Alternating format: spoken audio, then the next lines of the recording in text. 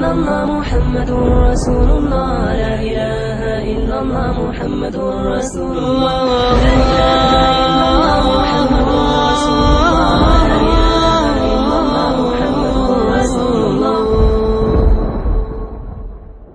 He doesn't even mention his name.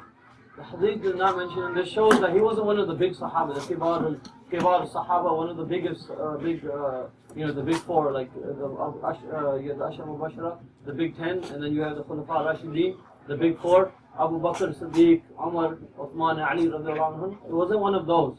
It was just one of the Ansari men, and they don't even mention his name.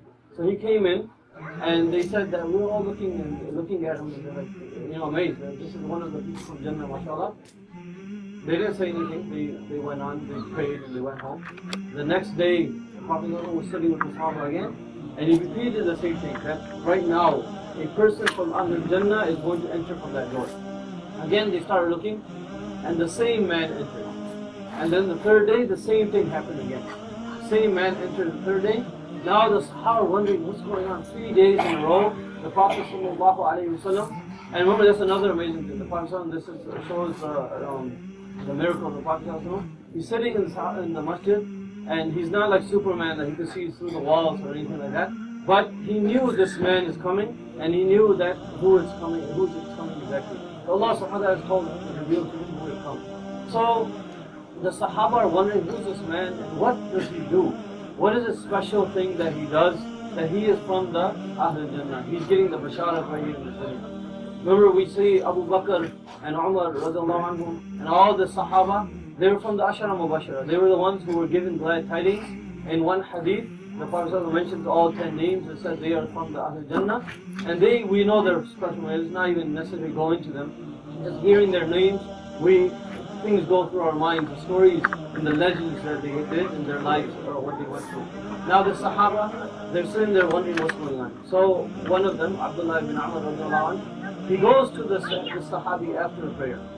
And he says to him, he goes, I had this little bit argument with my father, and I swore to myself that I will not enter my home up to 3 days. I will not enter my home for 3 days. So he said, can I have a place to stay? I have no place to stay. Can I come with you? So the Sahabi said, yeah, go ahead, come with me. So he says that he stayed with him, stayed the night with him, overnight with him. And the Sahabi, Abdullah ibn Amr, he said, I observed him. And I saw that he didn't wake up for tahajjud. He didn't do any special ibadah at night. He didn't do really anything special that we call special. He just regular, he got up for Fajr, came to the masjid, prayed and went home. And regular, just like any other Muslim would do at that time. He says, I waited for the second day. Maybe he'll do something different the second day. Same thing happened.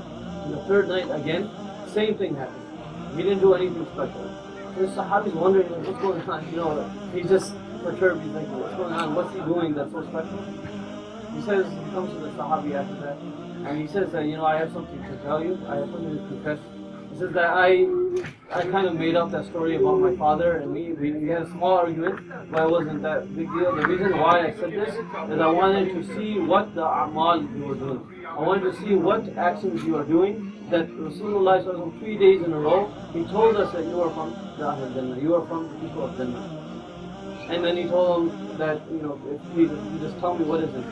So this Sahabi first, he says, I don't know, I can't really think of anything that I do special. And you saw what I did. You saw what I did for 3 nights. I don't do anything special.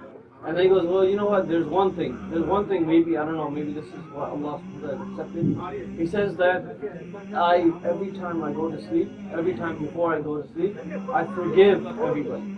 I take out every feeling of illness or ill feeling from my heart towards any Muslim. I forgive them before sleep.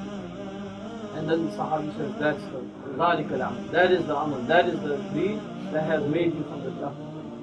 So this is one of the things, alhamdulillah, we are in the month of forgiveness. We're in the month of Ramadan. And just like we want Allah subhanahu wa ta'ala before we sleep, before we go to sleep, we would love to have all our sins of that day forgiven, right? Same way, inshallah, if we forgive others, Allah subhanahu wa ta'ala have mercy on us, and He will put us to sleep and we'll be forgiven, inshallah, of our sins. And one thing we learn from this is that keeping that, the ulama talk about this, and even psychiatrists and psychologists will tell you that the one who keeps hatred or ill feelings towards any and anger in his heart, he doesn't hurt anybody except himself. It's like a poison that you carry. And I forgot who said it, I think it was Hassan al-Basri rahimahullah. He says that if someone has hatred or anger towards someone, it's as if you drink poison and you're waiting for your enemy to pass away. You drink poison yourself and you're waiting for your enemy to pass away. That's not going to happen. You're just consuming yourself with anger and hate. And actually, I think it was Ralph Waldo Emerson. He has a quote. He says that every minute that you stay angry, you lose 60 seconds of happiness. So the thing is, inshallah, we should go to sleep. Every time we go to sleep, we should sleep by forgiving people, inshallah, before, just like we would like them to forgive us. Because remember, again, on the Day of Judgment, we don't want to be getting into that kantara on the Day of Judgment when we have to, give away our good deeds, or even take on the bad deeds of others if we had to harm someone or did oppression on anybody. So I ask Allah subhanahu wa ta'ala to give us a tawfiq that we go to sleep, inshallah, forgive everybody, forgive me, forgive everybody before sleeping, inshallah, and we will sleep better, inshallah. You'll see that you'll sleep better, you'll have a nice deep sleep, inshallah. سبحان ربك رب العزة عما يصفون وسلام على المرسلين والحمد لله.